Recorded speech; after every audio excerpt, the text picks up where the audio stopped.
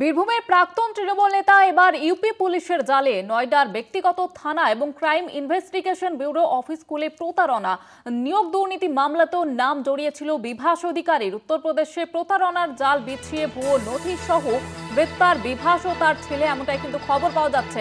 বীরভূমের প্রাক্তন তৃণমূল নেতা এবার ইউপি পুলিশের জালে। নয়ডার ব্যক্তিগত থানা ক্রাইম ইনভেস্টিগেশন ব্যুরো অফিস খুলে প্রতারণার অভিযোগ উঠছে তার বিরুদ্ধে এবং প্রতারণার জাল বিছিয়ে ভুয়ো নথি সহ গ্রেপ্তার বিভাস ও তার ছেলে, এমনটাই খবর মিলছে। আপনাদের জানিয়ে রাখবো যে উত্তরপ্রদেশে প্রতারণার জাল বিছিয়ে ভুয়ো নথি সহ গ্রেপ্তার করা হয়েছে বিভাস অধিকারী এবং তার ছেলেকে।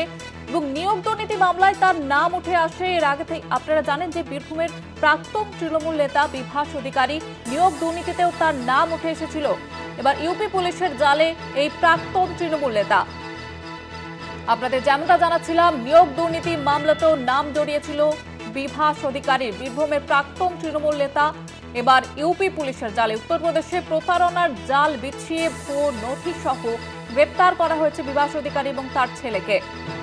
বীরভূমের প্রাক্তন তৃণমূল নেতা এবার ইউপি পুলিশের জালে এবং তার বিরুদ্ধে যে বিস্ফোরক অভিযোগ উঠছে, ভুয়ো নথি ব্যবহার করা হয় এবং নয়ডায় ব্যক্তিগত থানা ক্রাইম ইনভেস্টিগেশন ব্যুরো খুলে প্রতারণার অভিযোগ উঠছে তার বিরুদ্ধে। নিউজরুম থেকে সরাসরি রয়েছে আমাদের প্রতিনিধি অরিত্র ঘোষ। অরিত্র, ঠিক কি জানা যাচ্ছে এই বিষয়ে? দেখো, বিভাস অধিকারীকে নিয়ে বেশ কয়েক বছর আগেও রাজ্য রাজনীতি তোলপাড় হয়েছিল। তার কারণ এই বিভাস অধিকারী বীরভূম জেলার নলহাটির বাসিন্দা। নলহাটির 2 নম্বর তৃণমূলের ব্লক সভাপতি ছিলেন তিনি এবং তার এই নলহাটি শহর জুড়ে রয়েছে বিরাট সাম্রাজ্য। সাম্রাজ্য বলতে কি, তার আশ্রম, ধোপদুরস্থ আধ্যাত্মিক ব্যক্তি বিভাস অধিকারী, এবং সেখানেই তার একটা কার্যত সাম্রাজ্য চলতো, এমনটাই কিন্তু জানান সেখানকার স্থানীয় বাসিন্দারা। এবং বিভাস অধিকারীর নাম এতটা গুরুত্বপূর্ণ হয়ে উঠেছে কেন, তার কারণ নিয়োগ দুর্নীতি মামলায় পার্থ চট্টোপাধ্যায় গ্রেপ্তারির পর থেকেই বেশ কিছু ব্যক্তির নাম উঠে এসেছিল যে নামের তালিকাতে ছিল এই বিভাস অধিকারী। এবং এই বিভাস অধিকারী শুধুই আশ্রম নয় বা ধর্মর প্রচারক হিসেবে নন, তার একাধিক কলেজ ছিল, আইটিআই কলেজ ছিল এবং বিভিন্ন নার্সিং কলেজ থেকে শুরু করে একাধিক পিটিটিআই কলেজ ছিল।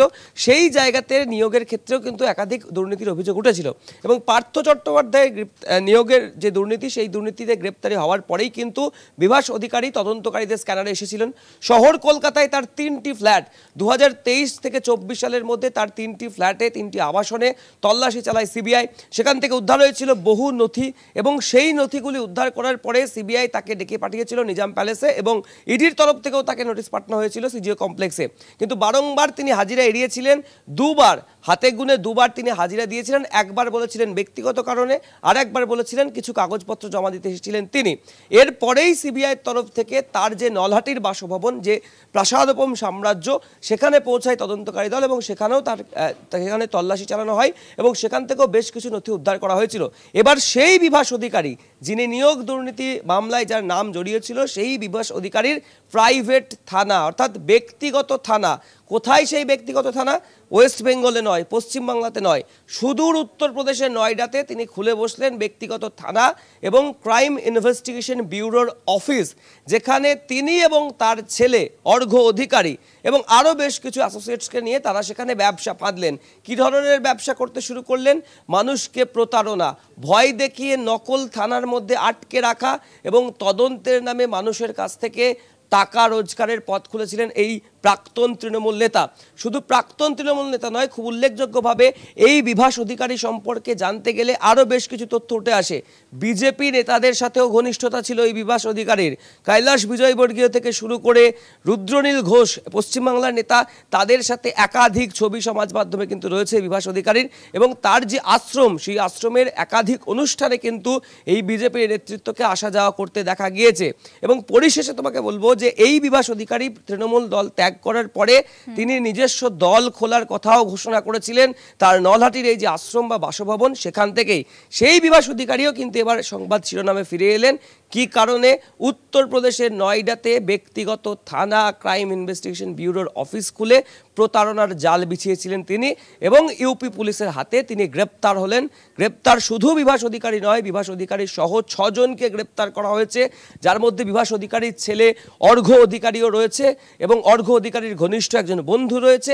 এছাড়াও যে 3 জন রয়েছেন তারা স্থানীয় সেখানকারই বাসিন্দা বলে জানা যাচ্ছে ইউপি পুলিশ সূত্রে, এবং তাদের বিরুদ্ধে ইতিমধ্যেই কিন্তু তদন্ত শুরু হয়েছে।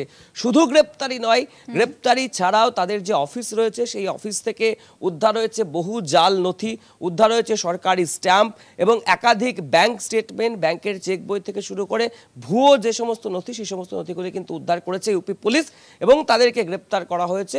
পরবর্তী ক্ষেত্রে তাদের বিরুদ্ধে তদন্তও শুরু করেছে উত্তরপ্রদেশ পুলিশ। ধন্যবাদ জানাবো অরিত্র।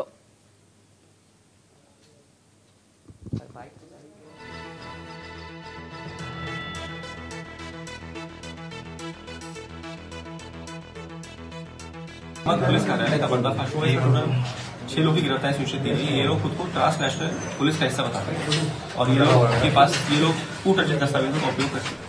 ये लोगों को शेयर करने के माध्यम से इन्होंने इस ऑफिस का लगभग 1 हफ्ते से 10 दिन पहले इन्होंने इसका आरंभ किया था। ये लोग पुलिस के थ्रू काम कराने और खुद को एक पैरेलल पुलिस का सिस्टम बनाने उद्देश्य से इस तरह के ऑफिस की इन्होंने निर्माण किया था। इन्होंने पुलिस का लोगो, पुलिस के मेंटल रंग का लोग उन्होंने इस्तेमाल किया था, जिसके बाद उनके पास कोई भी कॉपीराइट या कोई भी परमिशन के पास मौजूद नहीं थी। उनके पास से कई सारे सर्टिफिकेट्स, कई सारे chequebooks, identity cards, visiting cards बरामद हुए और इसलिए के खिलाफ फौजदारी चीटिंग और एम्बलम एक्ट करने की धारा में